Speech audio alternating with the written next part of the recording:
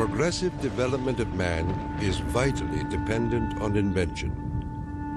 Its ultimate purpose is the complete mastery of mind over the material world, the harnessing of the forces of nature to human needs.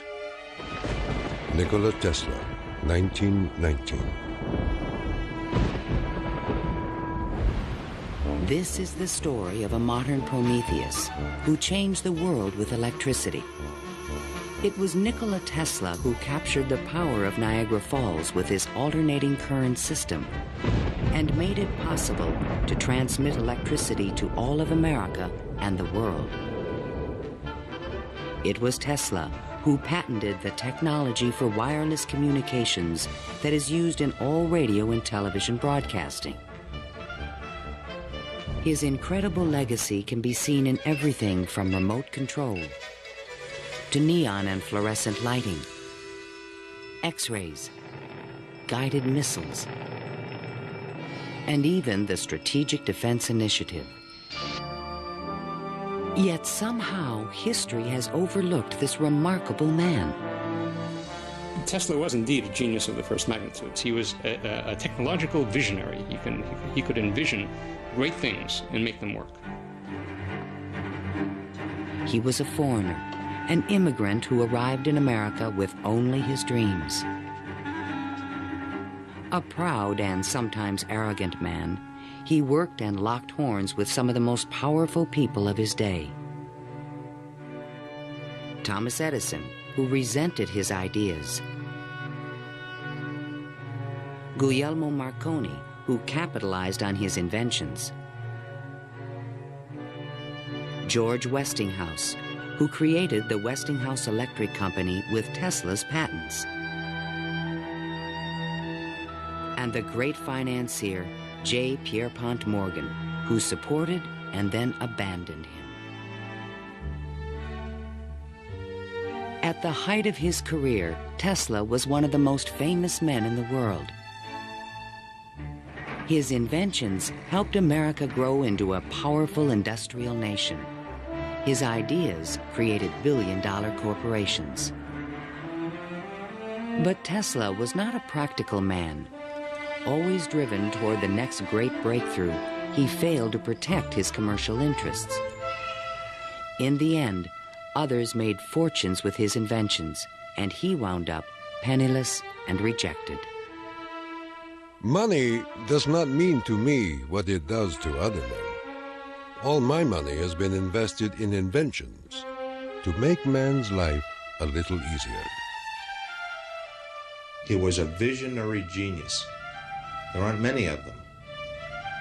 And he was willing to give his life to his visions. We have to evolve means for obtaining energy from stores which are forever inexhaustible. What I intend to show you now, step by step, is how I finally reached my dream.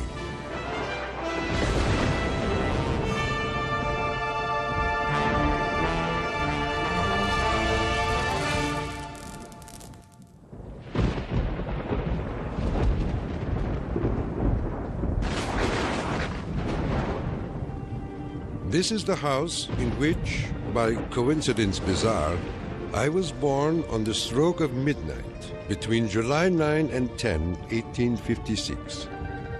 A fierce electrical storm raged that night. Nikola Tesla was born of Serbian parents on the eastern edge of the Austro-Hungarian Empire, in what is today Croatia. His father, Milutin, was an Orthodox priest who expected his son to follow him in the clergy. There were only two choices for children in those days, one being to go in the army and the other being to become a priest. Tesla was not attracted by either of them, which was very distressing to his father. My father was a very erudite man. The training he gave me comprised of guessing one another's thoughts and repeating long passages of verse.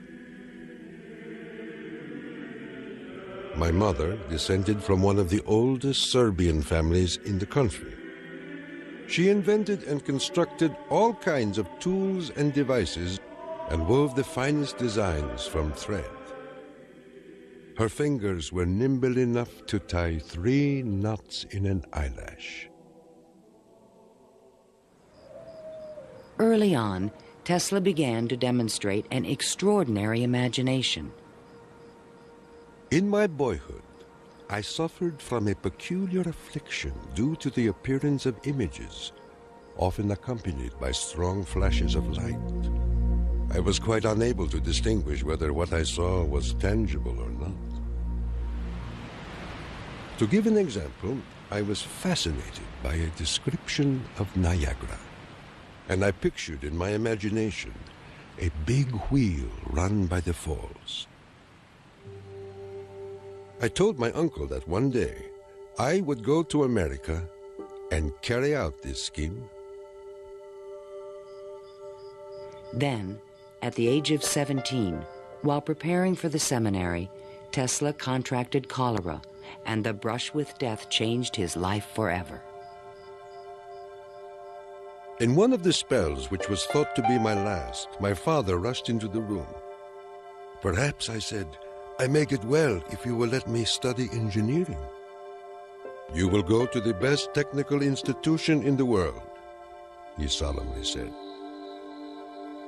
I came to life like another Lazarus, to the utter amazement of everyone.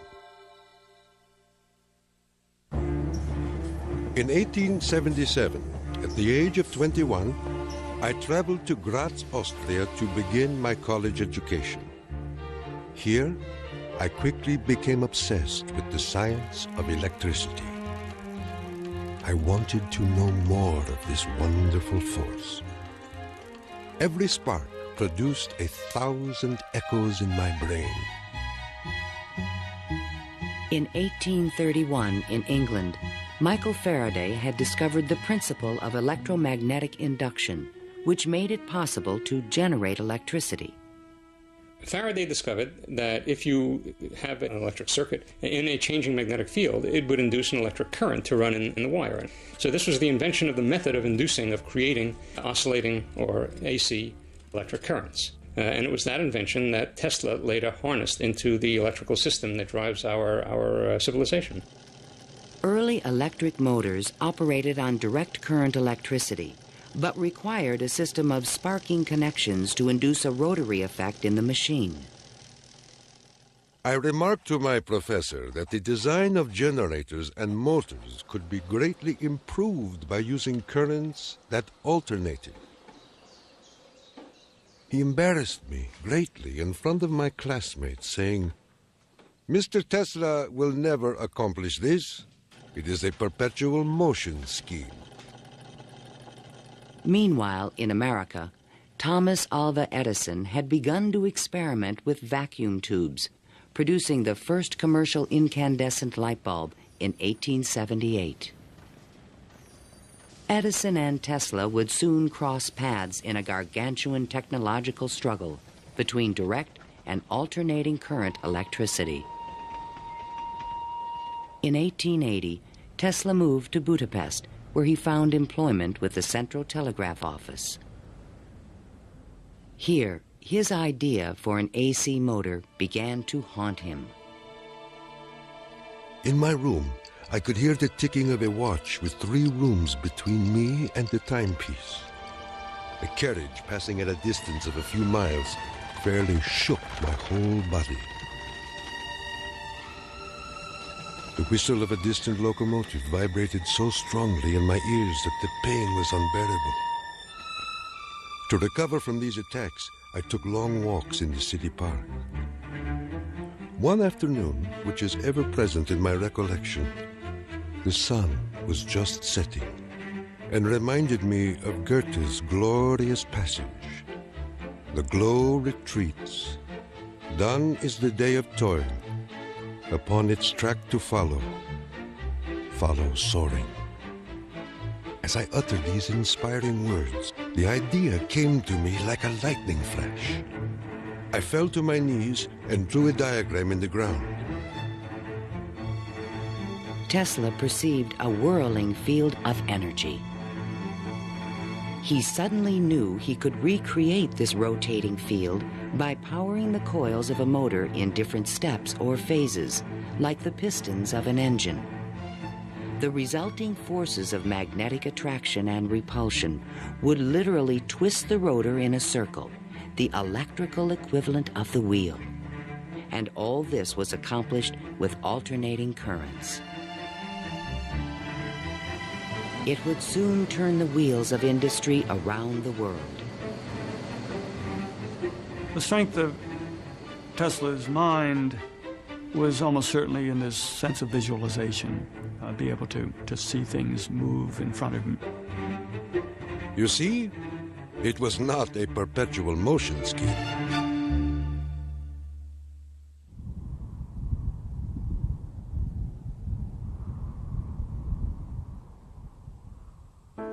It had been the height of my ambition and my most ardent wish to see America and come in contact with the great Thomas Edison.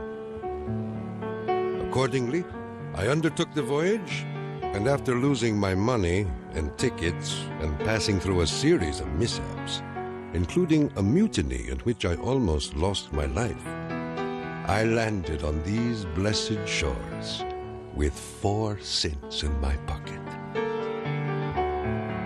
Tesla arrived in New York on June 6, 1884. A 28-year-old immigrant, he was filled with dreams of success in this strange new land. In his pocket, he carried a letter of recommendation from Charles Batchelor, one of Edison's associates in Europe. My dear Edison, I know 2 great men, and you are one of them. The other is this young man. Tesla came to America because he had tried to get his alternating current motor produced in Germany, and I believe in France as well, without any success. And he realized that there was probably only one person in the world who could help him with it, and that was Thomas Edison.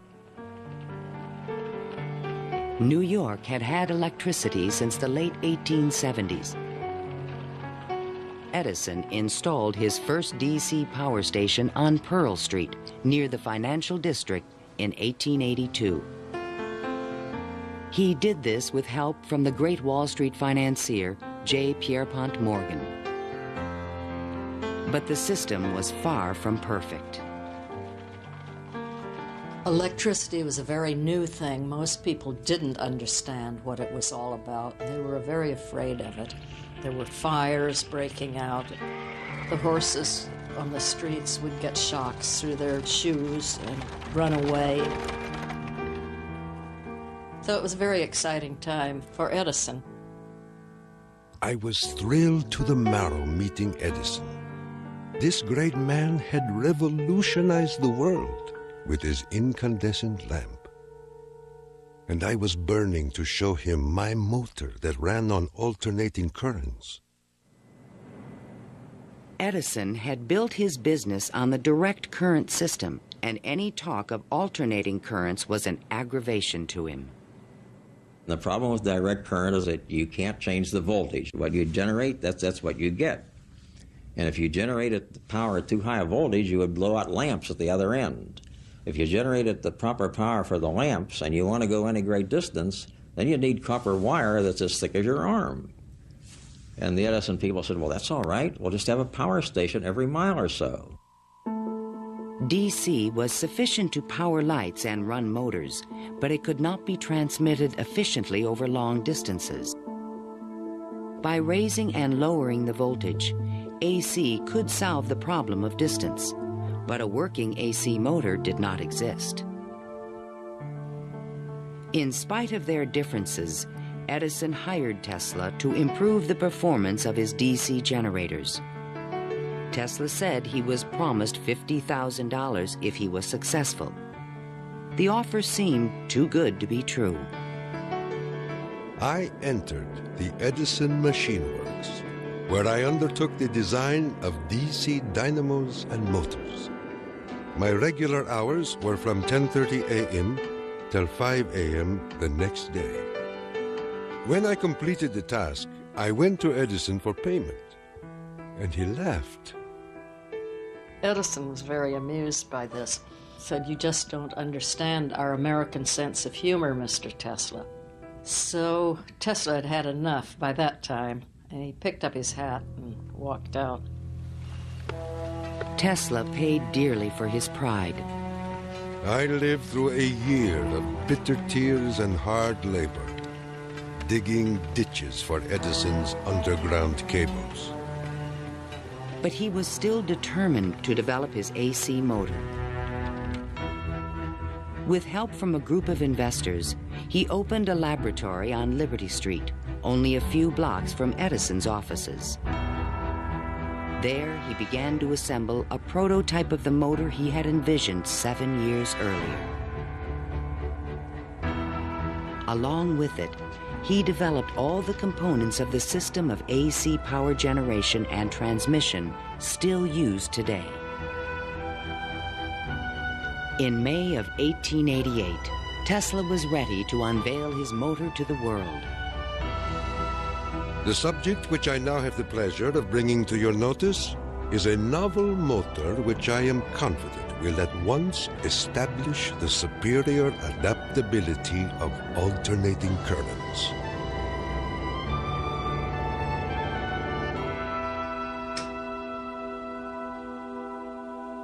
Over the next 5 years, 22 U.S. patents were awarded to Nikola Tesla for AC motors, generators, transformers, and transmission lines, the most valuable patents since the invention of the telephone. One of the few men who understood the great potential of Tesla's inventions was the Pittsburgh industrialist George Westinghouse. He visited Tesla's laboratory, and on the spot, he offered to purchase all the patents dealing with the alternating current system for $1 million. Westinghouse also proposed a royalty of $2.50 for each horsepower generated by a Tesla invention. The young Serb was on his way to fortune and fame, while other inventors looked on with fascination and with envy. In all my troubles, I did not neglect to become a real American citizen, making me a proud and happy man.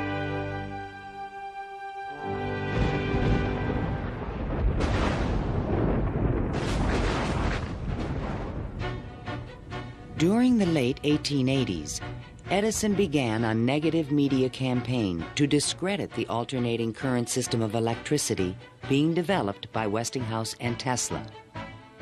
It became known as the War of the Currents. My personal desire would be to prohibit entirely the use of alternating currents. They are as unnecessary as they are dangerous. Edison employees demonstrated the dangers of alternating current by electrocuting animals in public demonstrations. Just as certain as death, Westinghouse will kill a customer within 6 months after he puts in a system of any size. None of his plans worry me in the least. An Edison associate suggested using alternating current as a means of executing criminals. A test took place at New York's Auburn State Prison in 1890. Several gruesome attempts were required to kill the victim. Disgusted witnesses claimed his spinal cord burst into flame. The infliction of the death penalty is not only barbarous and inhuman, but unnecessary as a factor in the scheme of modern civilization. The War of the Currents came to a dramatic head in 1893. The Columbian Exposition in Chicago was to be the first World's Fair lighted by electricity. The Edison Company, the Thomson-Houston Company, they all got together and formed General Electric Company, 1892. And one of the first things they did, of course, was put in a bid for the job at the fair. Their bid was roughly $1 million. The Westinghouse bid was about $500,000, and naturally, Westinghouse got the job. In retaliation, GE refused to sell Westinghouse any of their Edison light bulbs. And they got some judge to say that Westinghouse couldn't use any one-piece lamps of any description at the fair. Westinghouse frantically devised a two-piece stopper lamp by fair time and saved the day. Now Tesla had a chance to make history in Chicago. His large AC generators would supply all of the fair's electricity and prove that his system would work on a large scale.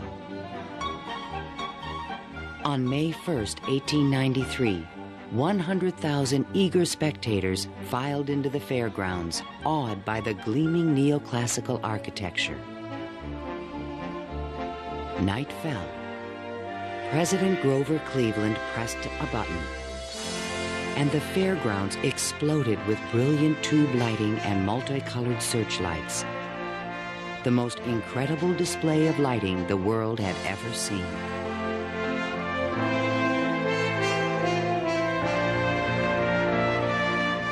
In the Great Hall of Electricity, the public could see that the Tesla Westinghouse system made it all possible.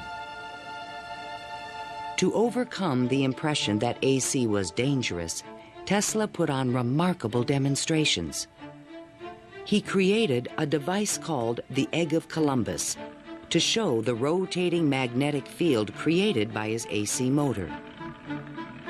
In his room, he had cork-soled shoes on and a tuxedo and white tie and a top hat, and he would put his hand on a terminal which would flash electricity through his body, creating a great shower as his whole body was encompassed in flame. And people were quite impressed by this, to say the least. The Chicago Exposition left an indelible impression on the American imagination. This was the gleaming new city of the future, and it was powered by the inventions of Nikola Tesla.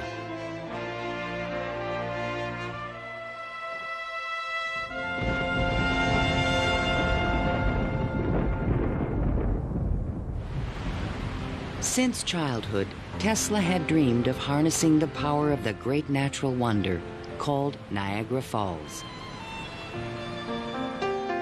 The famous British physicist Lord Kelvin was now head of an international commission to find a way to use the fall's power. He had sent a cable to all the other members of his commission, and it said, "Trust you avoid the gigantic mistake of alternating current." But all this dramatically changed when Lord Kelvin attended the Chicago Exposition and saw the AC system in operation. A contract was immediately awarded to Westinghouse Electric to power the mighty cataract with AC. The technical challenge was daunting. The Niagara plan called for 3 5,000 horsepower alternators, the largest generators ever made. Tesla and Westinghouse engineers had heated disagreements about the operating frequency. Even when the system was finally installed, Tesla was the only person who was certain it would operate. The technical details have been completely worked out. All that now remains is for the switch to be thrown. In 1896, the system went online and the electrical age began. The waters of the upper Niagara turned enormous water turbines connected by shafts to the massive 5,000 horsepower generators. The current from the generators was stepped up with transformers to 22,000 volts and sent out over long-distance lines, then stepped back down to light municipalities and power motors of Tesla's design. The Niagara Falls Gazette proclaimed, This morning, the streetcars of this city are moving by Falls power. Hereafter, the Falls must work to earn their living. Imagine my surprise when 30 years later I saw my boyhood plan carried out at Niagara and wondered at the unfathomable mystery of the mind.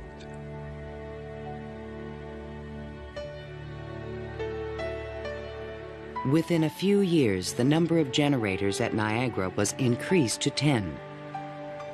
By the turn of the century, the power lines stretched 360 miles to New York City. The War of the Currents was over, and Tesla was the winner. By the time Tesla effectively arrives on the scene with his motor, Edison is out of the business. He's basically written out of his own company. This was something Edison would not soon forget. In spite of the success of AC, Westinghouse had overextended his company's resources, leading to severe financial difficulties.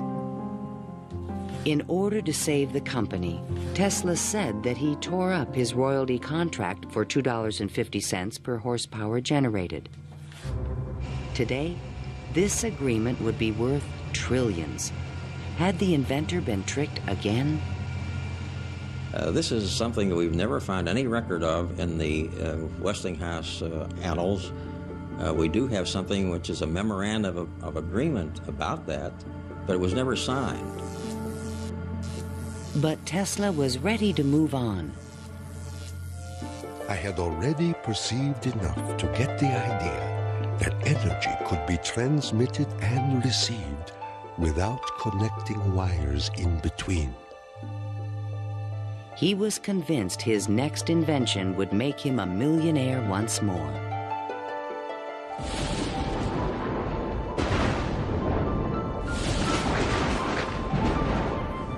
My services with Westinghouse being no longer essential, I resumed experimental work in a laboratory on Grand Street, where I began immediately the design of high-frequency machines.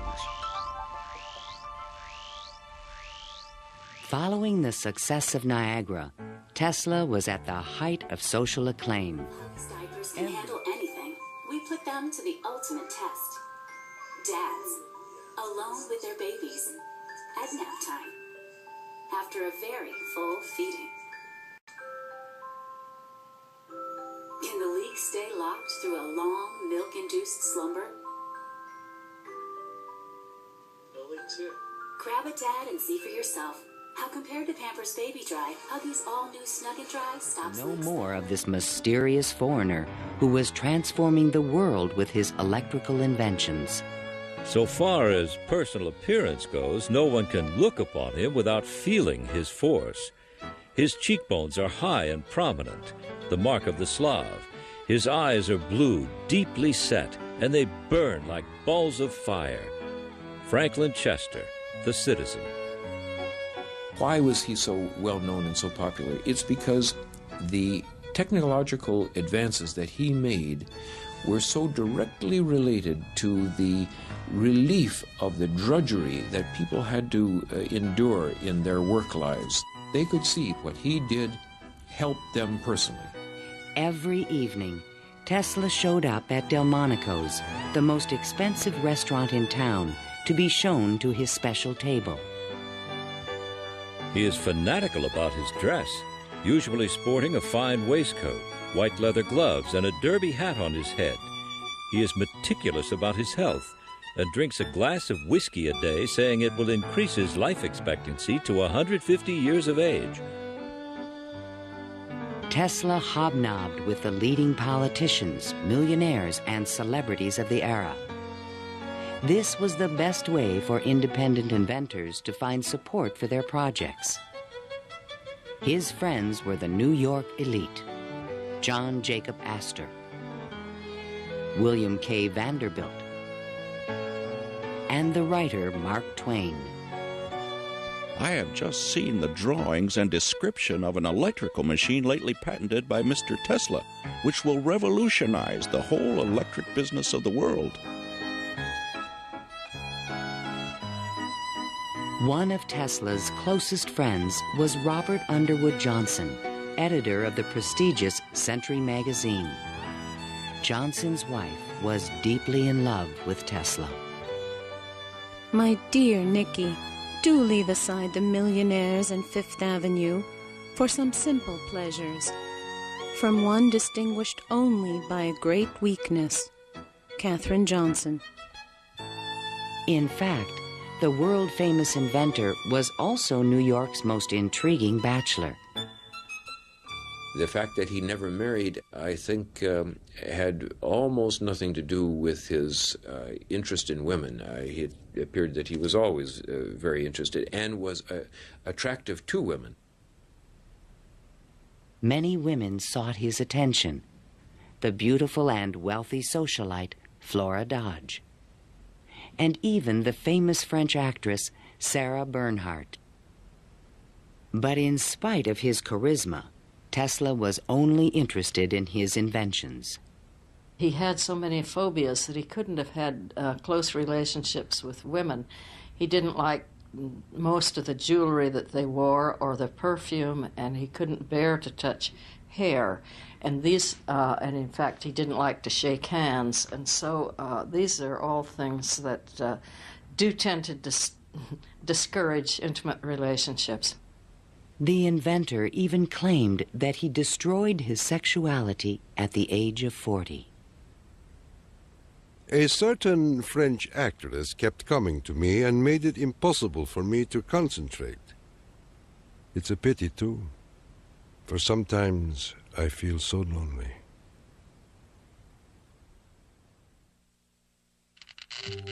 Throughout the 1890s, alongside his work on AC power technology, Tesla was also experimenting with high-frequency electricity. In 1873, James Clerk Maxwell in England had proven mathematically that light was electromagnetic radiation. Light was electricity, vibrating at an extremely high frequency. To explore this unknown world, Tesla invented a unique device, still known today as a Tesla coil. The Tesla coil is an instrument that can step up voltages to high voltages at high frequencies. That essentially transmits a radio signal. Tesla invited friends and potential investors to late-night demonstrations in his laboratory. In experiments, he would permit his guests to pass thousands of volts of electricity through their bodies to light a lamp or melt a wire in their hands. Mark Twain was always a willing subject. Thunder is good. Thunder is impressive. But it is lightning that does the work. Even today, it would be a little bit scary to go into Tesla's laboratory, and in those days when people didn't know anything about electricity, it must have been terrifying. With high frequencies, Tesla developed some of the first neon and fluorescent illumination. He also took the first X-ray photographs. But these discoveries quickly paled one day in 1890 when a vacuum tube illuminated in his hand without any wire connection. To me, it was the first evidence that I was transmitting energy through the air. This was the beginning of Tesla's lifelong obsession, the wireless transmission of energy.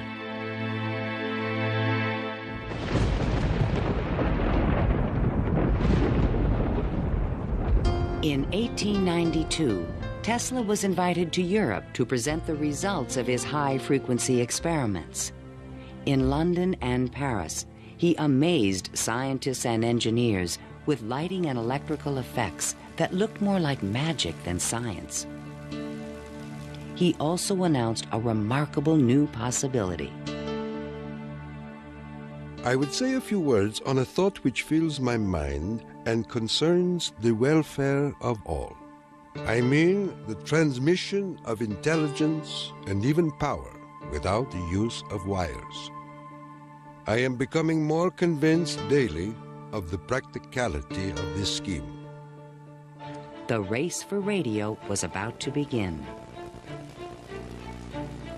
In 1888, the German physicist Heinrich Hertz had demonstrated that currents of high frequency emit electromagnetic waves, or radio waves, into space.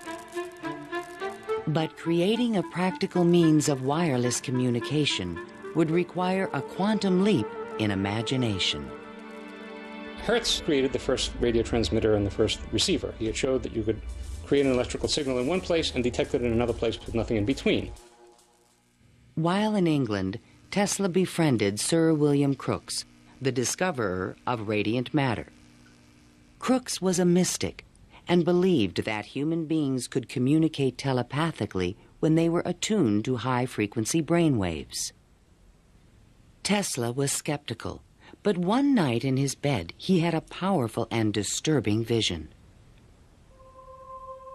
I saw a cloud carrying angelic figures, one of whom gradually assumed the features of my mother. In that instant, a certitude, which no words can express, came upon me that my mother had died.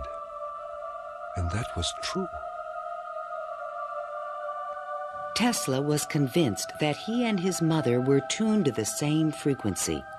His otherworldly experience would soon lead him to another revolutionary invention. On his return to New York in 1893, Tesla banished himself from social life and disappeared into his new laboratory on South Fifth Avenue. Following his uncanny intuition, he soon discovered that Tesla coils would transmit and receive powerful radio signals when they were tuned to resonate at the same frequency. Tuning is the key to all radio and television transmission. In my laboratory, I could take in my hands a coil tuned to my body and collect 3/4 horsepower anywhere in the room without any tangible connection. Sometimes I would produce flames shooting out from my head and run a motor in my hands, or light 6 or 8 lamps. By early 1895, Tesla was ready to transmit a signal 50 miles to West Point, New York.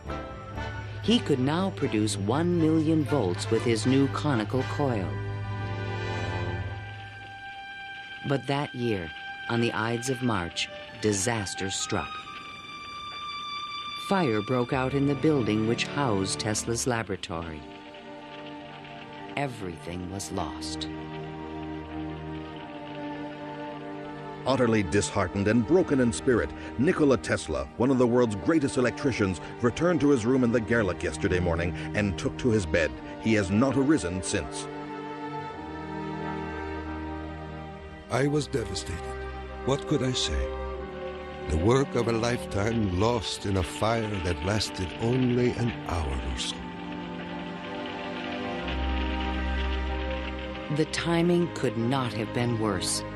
In England, a young Italian experimenter named Guglielmo Marconi had been hard at work and created a device for wireless telegraphy.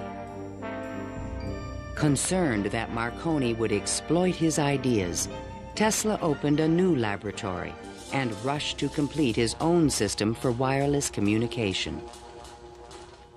This patent, filed by Tesla in September 1897, is the fundamental technology for radio. But it would be 50 years before Tesla got credit for his invention. Various people in various different countries had the idea of exploiting this as a means of communication. But I think Tesla was the one with the real vision, in which you would broadcast signals on a definite carrier frequency, and then you would have a series of antennas that were sensitive to one frequency only, tuned to a certain frequency, and would detect just one of these signals and make it an intelligible transmission. Once again, his vision describes the world that we live in.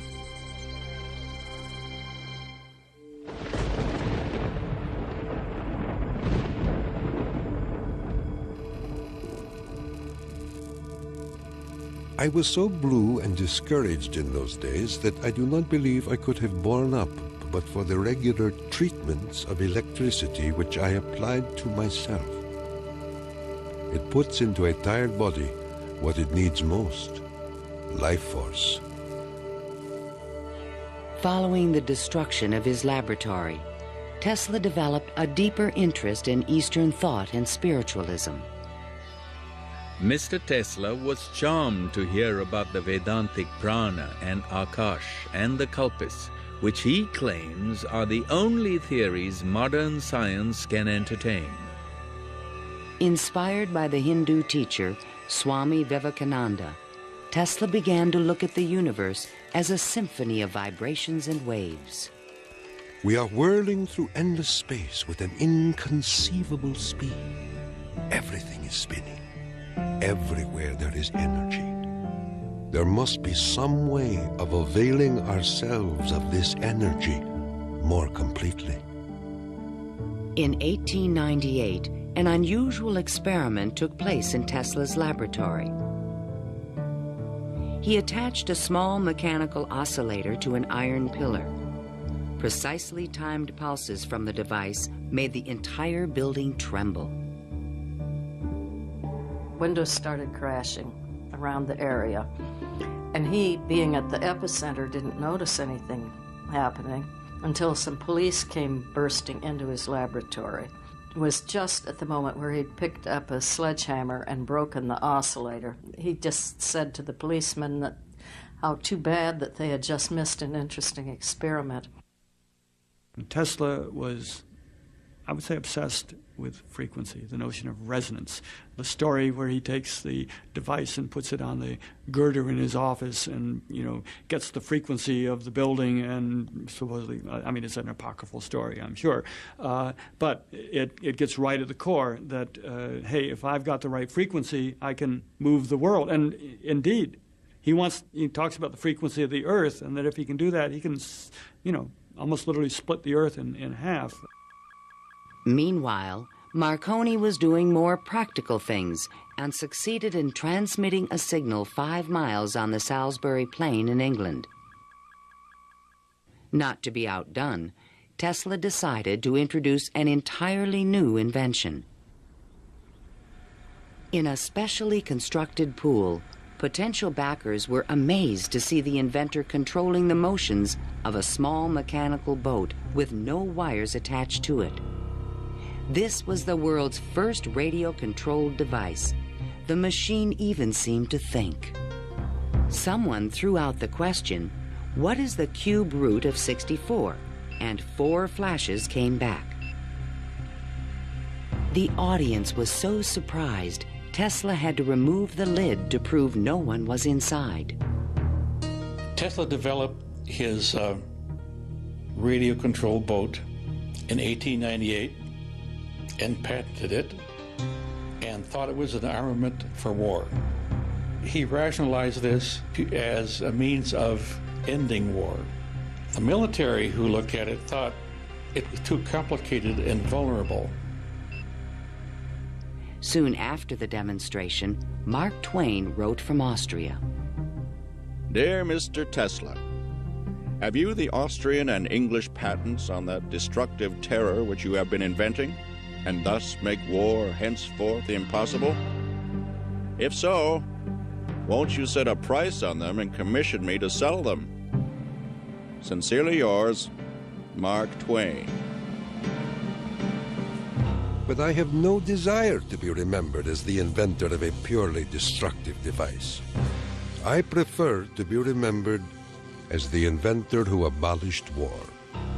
That will be my highest pride.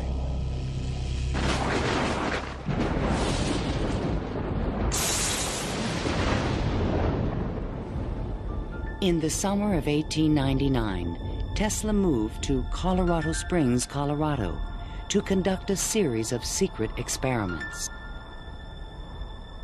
He told curious local reporters that he intended to send a wireless message from Pikes Peak to Paris for the Paris Exposition of 1900. But his plans were even more ambitious. I came to the conclusion that it would be ultimately possible, with very little elevation, to transmit electrical power through the upper atmosphere.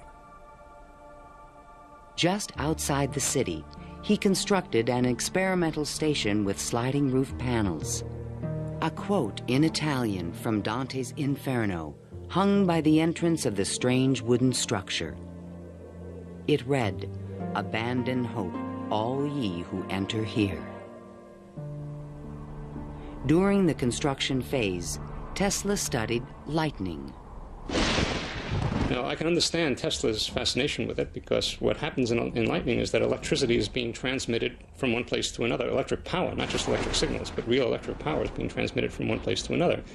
And the way it happens is that the air itself breaks down, it ionizes, it becomes what we call a plasma, and therefore, for a moment, it's a conductor, and it's actually conducting electricity just the way an electric wire conducts electricity. Inside the station, he began to assemble the largest Tesla coil ever built, which he called the magnifying transmitter. An antenna rose 145 feet above the building, crowned with a copper foil sphere. The entire station was, in effect, a machine to create lightning. Late one evening, Tesla put his transmitter to the test. He signaled to an assistant to close the switch. Huge streamers of electricity shot out of the coil and darted through the room. The sound of the exploding discharges was deafening.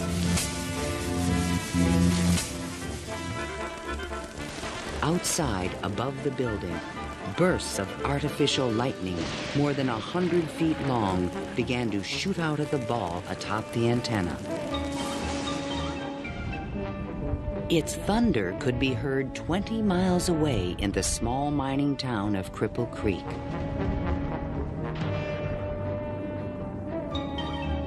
Suddenly, the lightning stopped, and the entire city of Colorado Springs was plunged into darkness. The experiment had set fire to and destroyed the local power company's generator. Residents were furious and began to fear this mysterious stranger.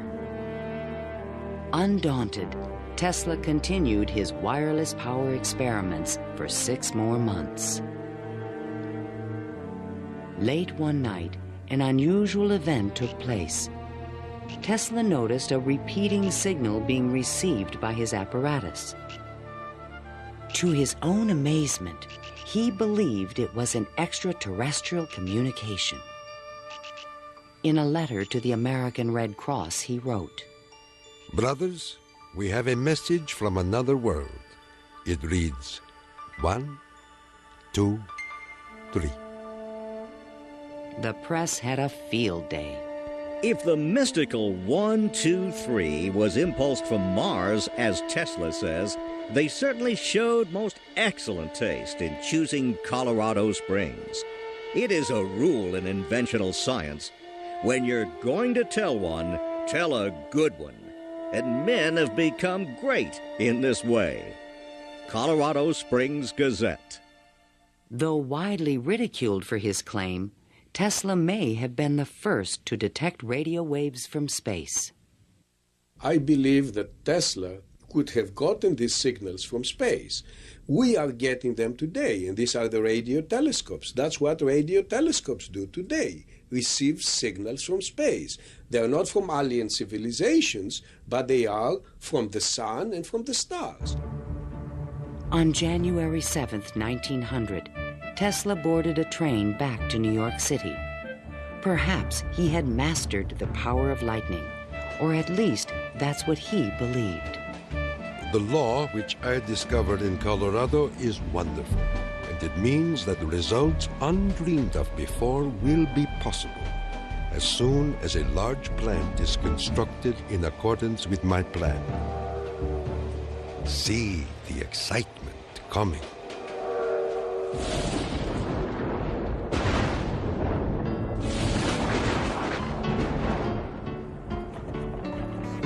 When Tesla arrived home, it was a brand new century. Electricity was fueling the tremendous growth of the city. And now, there was talk in the air about the new art of wireless communication. Marconi arrived in New York in 1900 to attract investors for his new company, Marconi America. He filed a U.S. patent for a system of wireless telegraphy, but it was rejected because it was similar to Tesla's invention. It became obvious, I think, to Marconi as well as to other experimenters of the time that the Tesla system was an efficient, powerful resonator that would produce electromagnetic waves that you could work with. Confident in the future, Tesla took up residence in the Waldorf Astoria Hotel and wrote a sensational article for Century magazine. First, let us ask, what is the spring that drives all? All this energy emanates from one single center, one single source, the sun. In this detailed futuristic vision, he described a means of tapping the sun's energy with an antenna. He suggested that it would be possible to control the weather with electrical energy. He predicted that wars would soon be eliminated by machines. And to unite all nations, he proposed a global system of wireless communications. When wireless is fully applied, the Earth will be converted into a huge brain, capable of response in every one of its parts. It tells us about a vision he had for both power and communications, that he wasn't going to think small. He was going to think globally on this. And that's all very nice if it works. The idea of a global communications network was very appealing to one of the world's most powerful men, J. Pierpont Morgan. He agreed to invest $150,000 into Tesla's worldwide radio broadcast center. But the inventor's real plan was to transmit without wires industrial levels of electrical power. Tesla chose to keep this a secret from his investor. In the summer of 1900, Tesla moved to Shoreham, Long Island, and began construction of a huge tower and plant called Wardenclyffe. This Tower of Dreams was made entirely of large wood beams and rose 187 feet above the ground. The plant next to the tower was designed by the architect Stanford White and was constructed under strict secrecy. He certainly could have sent signals across the Atlantic with no trouble with a station of that magnitude. But he was still pursuing wireless power transmission. The tower would light up at night, shooting sparks, making noises. Such experiments, they alarmed the whole area. Then, on December 8, 1901, Marconi took another step forward and transmitted his famous letter S across the Atlantic. Tesla dismissed the Italian's advances. Marconi is a good fellow. Let him continue. He is using 17 of my patents. The simple fact about Marconi is that he used Tesla's system to transmit signals and claimed that these were ideas that he had developed himself. Morgan began to doubt the wisdom of his investment. Marconi's system not only worked, it was also inexpensive. And technical problems were beginning to catch up with Tesla. He went back to Morgan again, asked for more money. Morgan says, "Where's the radio transmissions across the Atlantic? How's that coming along?" Well, it wasn't coming along. Tesla was forced to tell Morgan his real plan. What I contemplate and what I can certainly accomplish, Mr. Morgan, is not a simple transmission of messages, but rather the worldwide transmission of electrical power, a single plant of but 100 horsepower can operate hundreds of millions of instruments. But Morgan was a practical businessman and had already decided to back Marconi.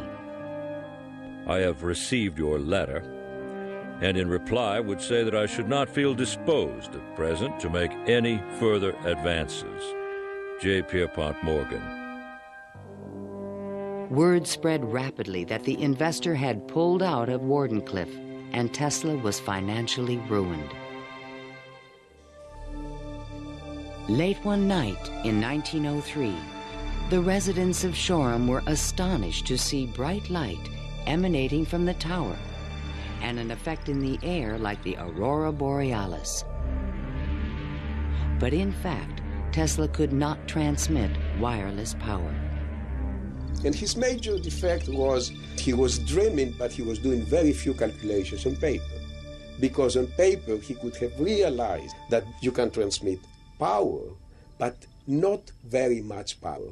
You can transmit power to hear the radio or for television or for a telephone. But once you want to start turning lights in which you really need high currents, the power gets diluted because space is very large.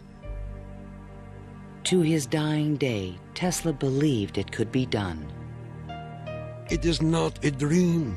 It is a simple feat of scientific electrical engineering, only expensive. Blind, faint-hearted, doubting world.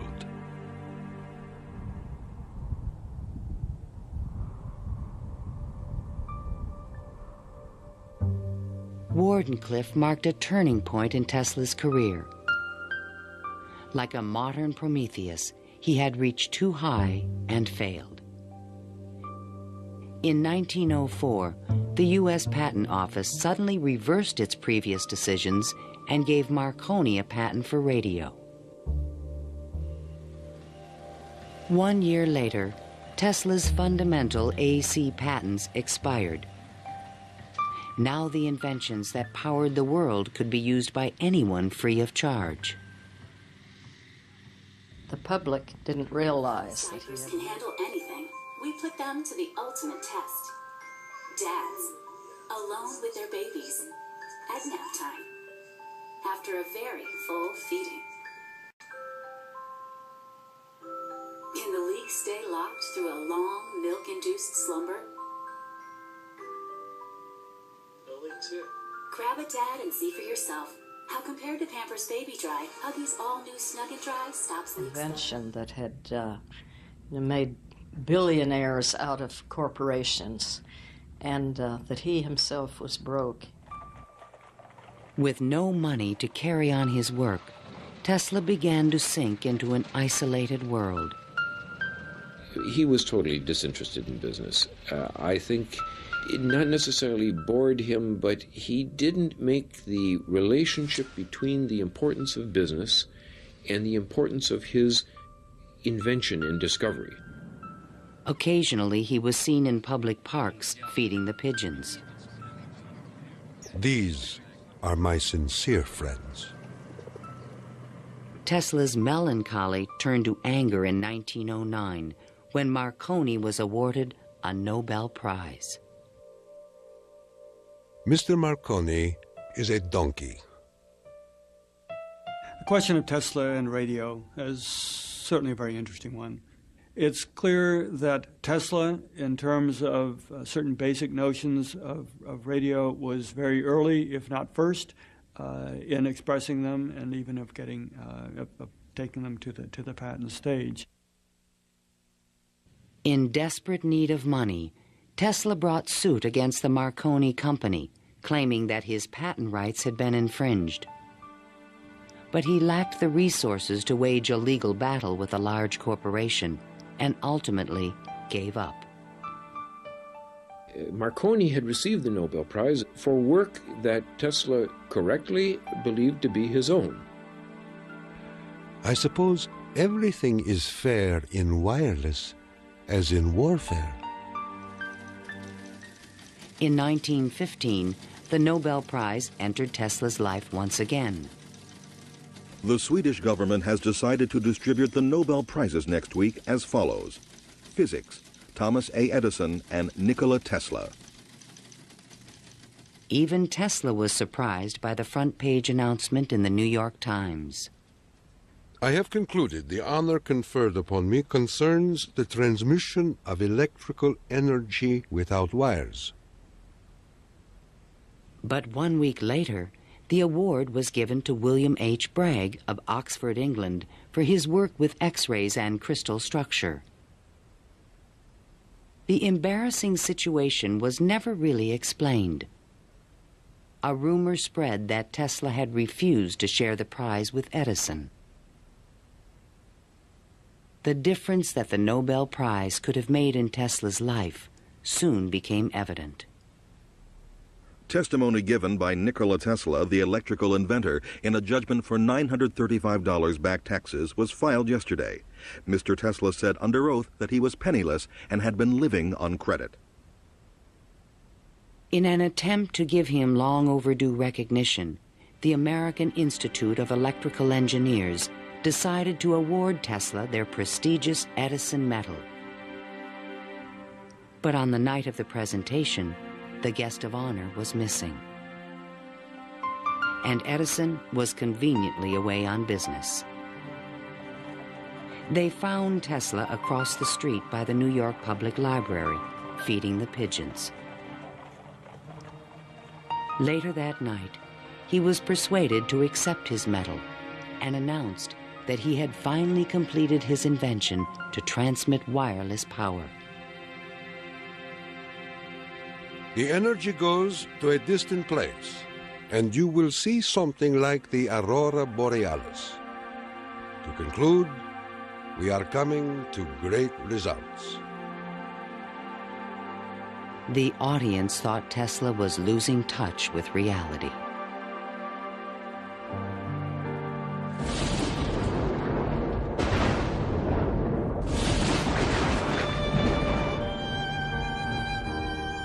I refuse to accord to some small-minded and jealous individuals the satisfaction of having thwarted my efforts. These men are nothing more to me than microbes of a nasty disease. Well, by that time, you know, Tesla had ceased to have any financial means. He was virtually dependent on being helped by hotels and people that he knew. He began to bring injured birds back to his hotel room to nurse them. He had more companionship with pigeons in that time of his life than with human beings. Working as a consulting engineer, Tesla managed to maintain a small office and laboratory in the Metropolitan Tower. To change his thoughts, he frequently attended movies in Times Square.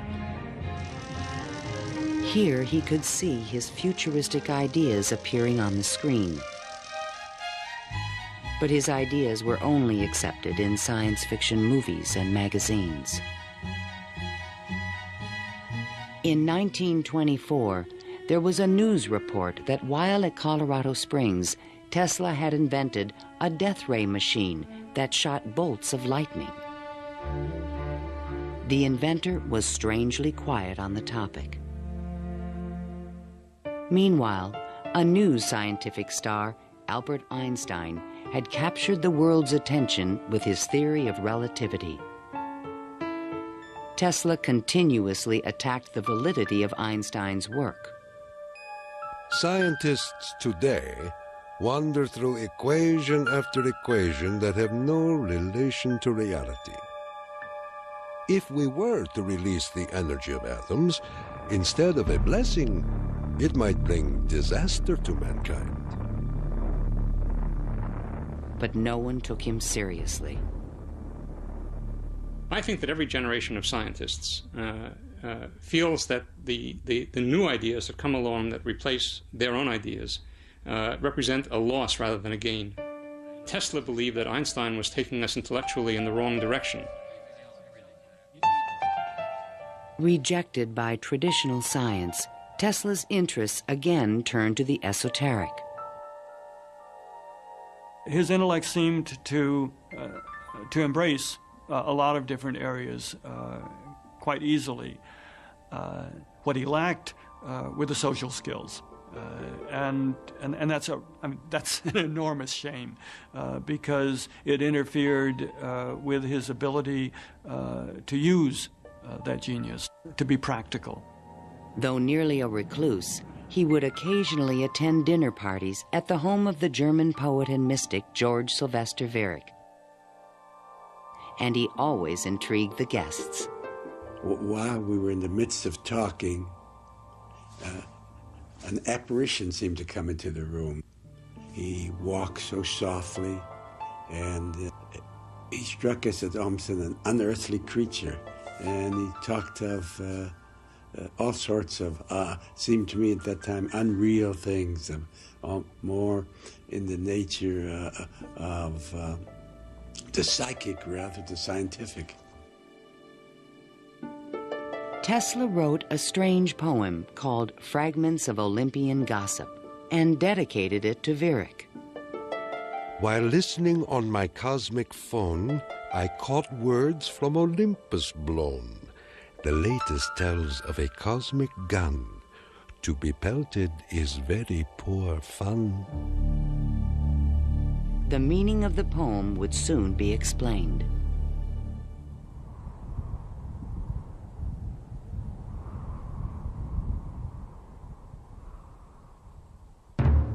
I inherited from my father an ineradicable hatred of war. But war can be stopped, not by making the strong weak, but by making every nation, weak or strong, able to defend itself. Thomas Edison, America's best-known inventor, died in 1931. That same year, Tesla came back to life. His friends threw him a 75th birthday celebration. Time magazine put his picture on the cover. Letters of admiration poured in from scientists around the world, including a generous Albert Einstein. I congratulate you for your great success on your lifetime task. Basking in the attention, Tesla announced at a press conference that he had discovered a completely new source of power. The idea, when it first burst upon me, was a tremendous shock. And let me say that it has nothing to do with releasing so-called atomic energy. I think that a lot of the proposals that he made in his later life were so esoteric as to be impractical in that time and even in the current time.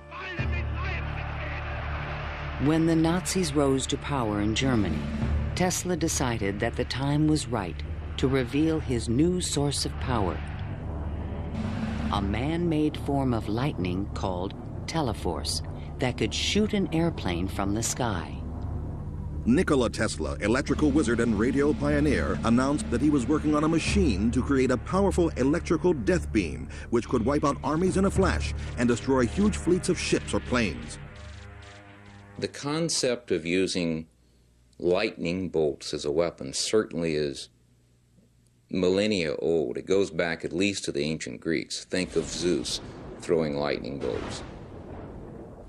The main contribution that Tesla had was to come up with a true scientific, rational, at least concept of coming up with controlling these lightning bolts and projecting them over long distances. Tesla had experimented with this idea while at Colorado Springs. Now he intended to build it on a large scale. His plan was to charge small particles of tungsten or mercury, then accelerate them with lightning force through a special gun with one end open to the atmosphere. Tesla's death beam stirred the public's imagination when it was featured in a Superman cartoon, the Electro-Euthanasia Ray. But the idea was more than science fiction.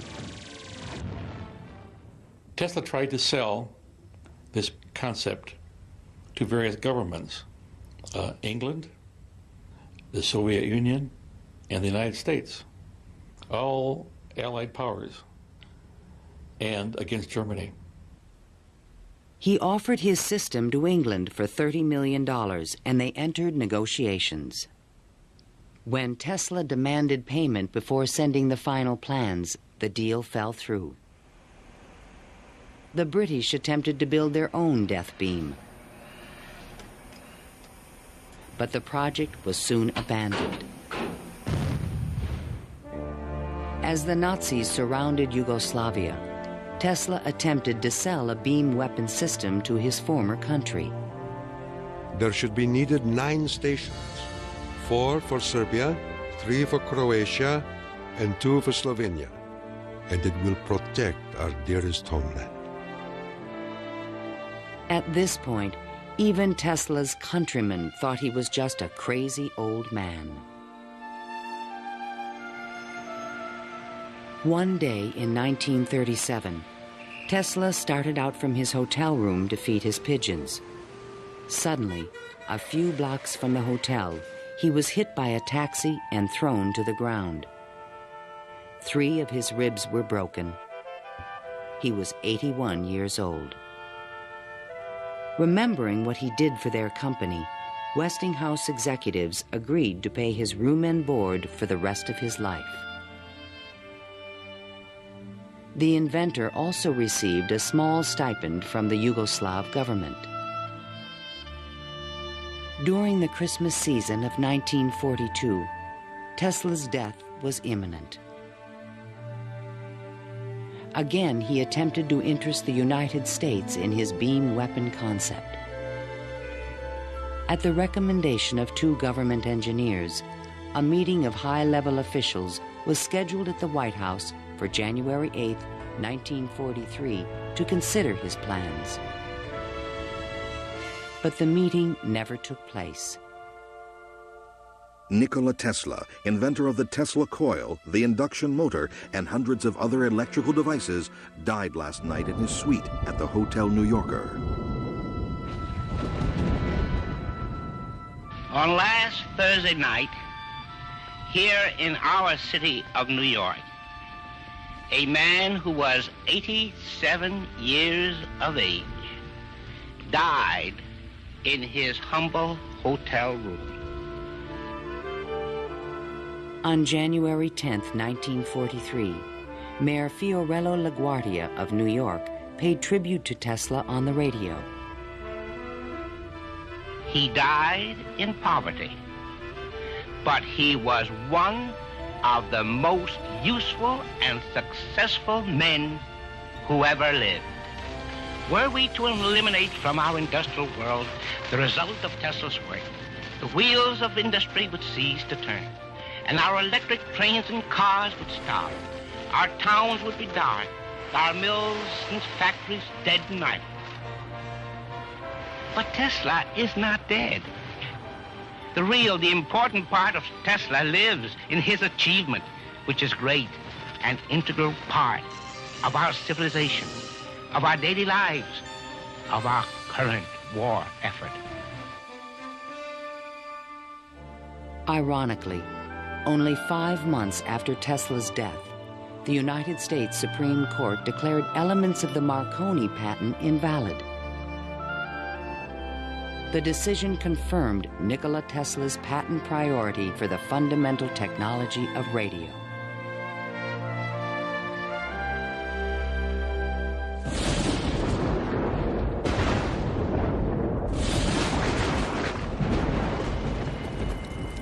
Unknown subjects, equipment, experiments, and research of Nikola Tesla, deceased, espionage.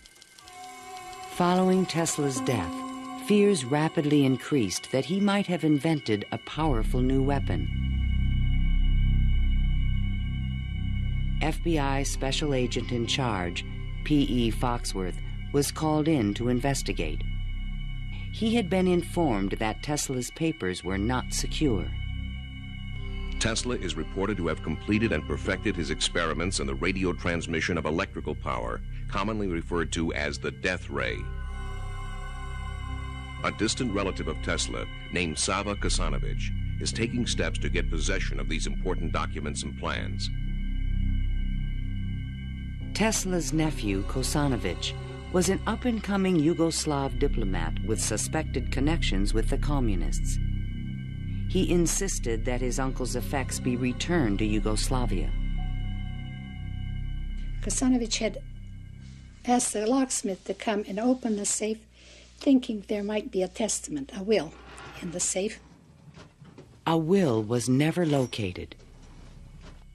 And there was a lot of talk then about secret weapons and negotiations with the USSR. There was all kind of talk, you know. Shortly before his death, Tesla showed a delivery boy a box in his room that he said contained a powerful weapon. A number of people call me and ask me, did I see in the hotel room a certain kind of a box, you know?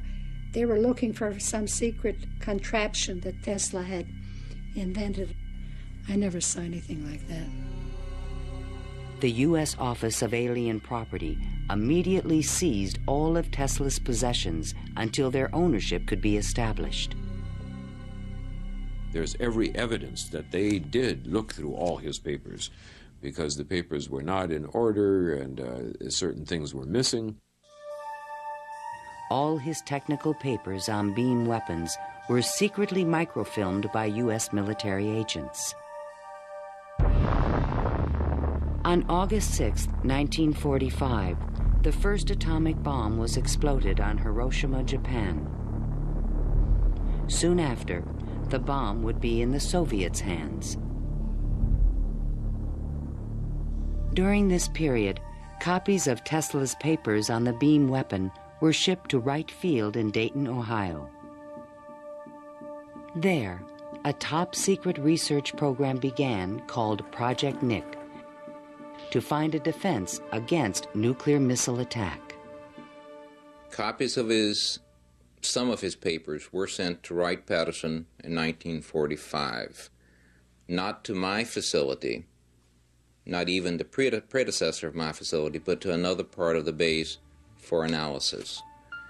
And then they vanished. Nobody seems to know what happened to them.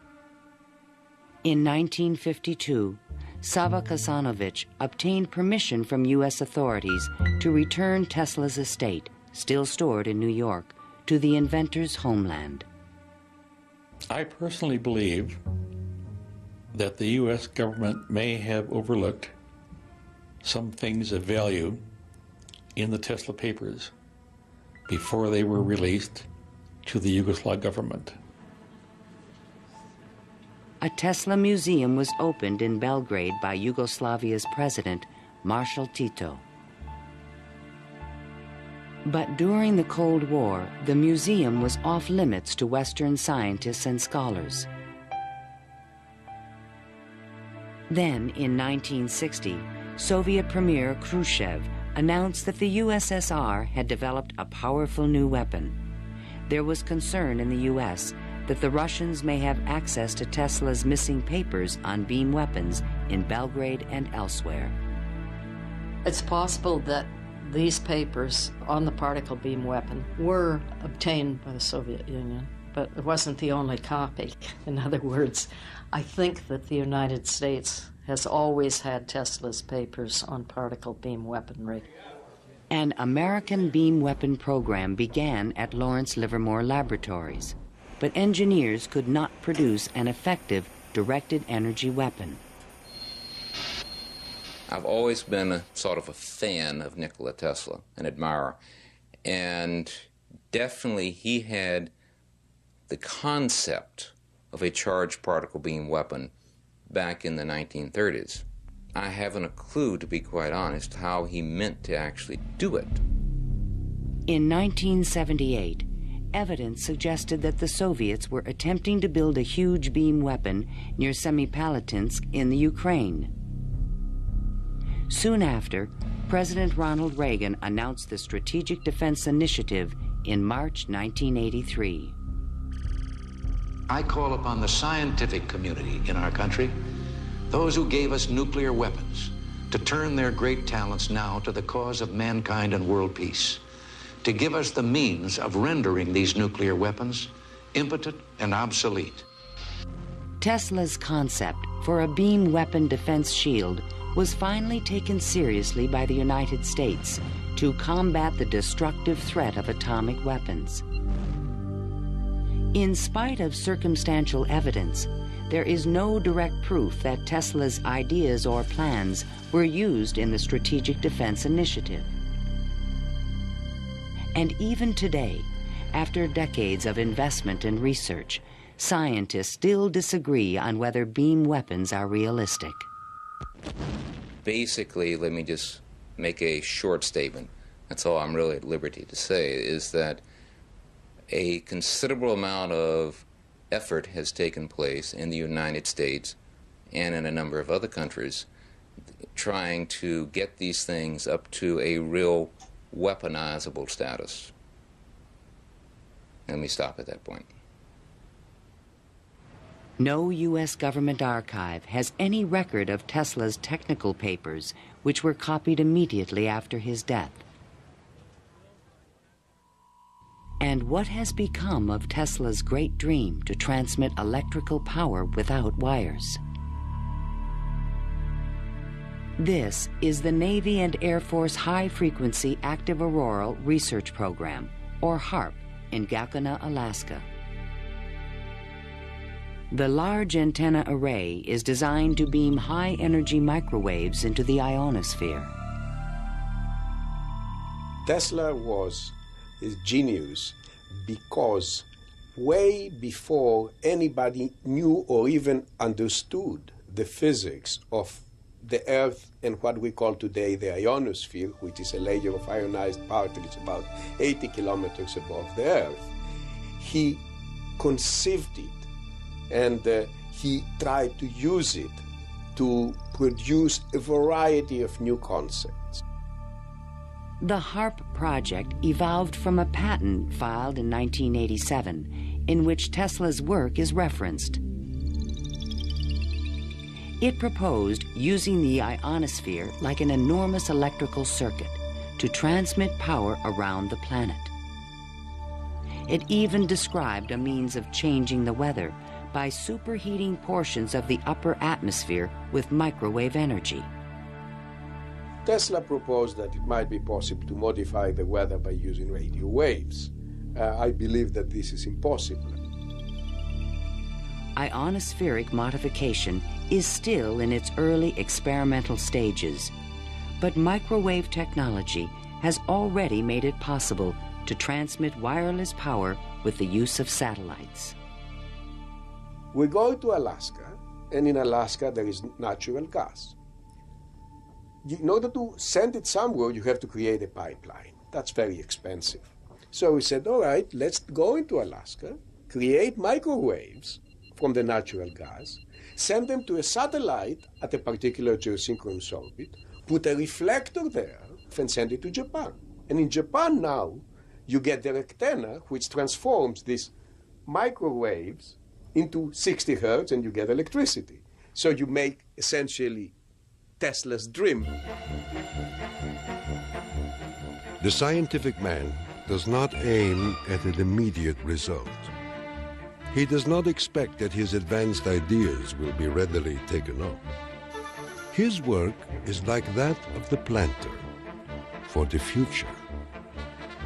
His duty is to lay the foundation for those who are to come and point the way. He was special. I mean, he was unique. He was unusual in all sorts of ways. And if we are to understand our own creativity, our own ability to invent, there's an awful lot to be learned by studying the way in which he created. The day when we shall know exactly what electricity is will chronicle an event probably greater, more important than any other recorded in the history of the human race. Then it will be a mere question of time when men will succeed in attaching their machinery to the very wheelwork of nature. See the excitement coming.